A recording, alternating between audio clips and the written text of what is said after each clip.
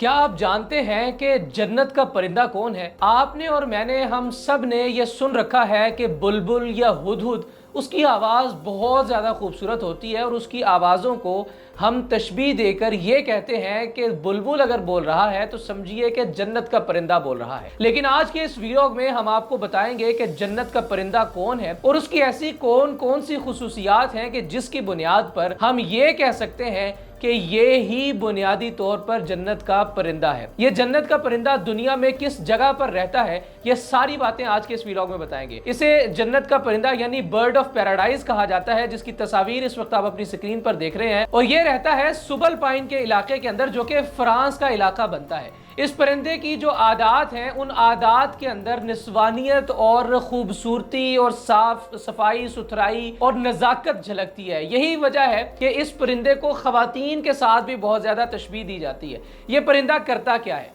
ये परिंदा एक जगह का इंतखाब करता है जहां पर इसने रहना होता है, जहां पर इसने अपनी परफॉर्मेंस देना होती है। ये जंगल में एक जगह का इंतखाब करता है और फिर उसके बाद उस जगह को साफ करता है। वो एक मुहावरा है ना कि कुत्ता भी अगर कहीं पर बैठता है तो उससे पहले दुम हिलाकर उस जगह को साफ कर लेता है। लेकिन उस मुहावरे में अगर आप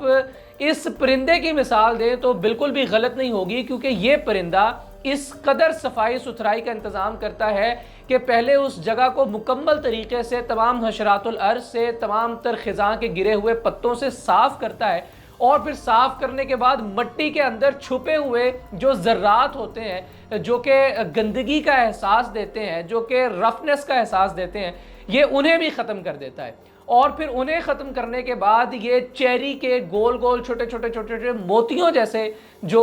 फल होते हैं छोटे छोटे, उन्हें लाकर डेकोरेशन करता है उस पूरे एरिया की, उस पूरे इलाके की जहाँ पर इसने अपनी परफॉर्मेंस देना होती है। और फिर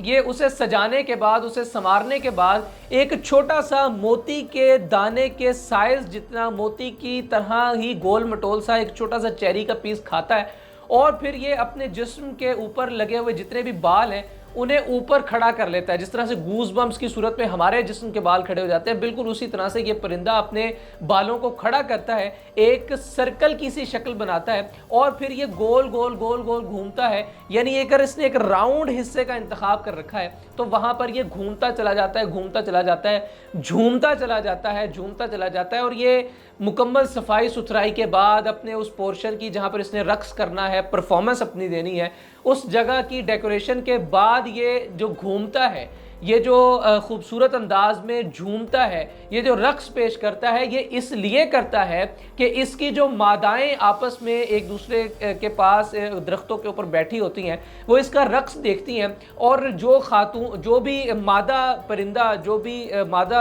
होती है, वो इससे जिस वक्त अट्रैक्ट होती है तो फिर वो इसके पास आती है और फिर इस अंदाज में इनका जो नस्ल बढ़ाने का सिलसिला है वो आगे बढ़ता है। ये परिंदा फ्रांस के इलाके जुनेवा में रहता है और फ्रांस के इलाके का जो एक नॉर्दर्न साइड है, जो एक जंगली हिस्सा है, जो कि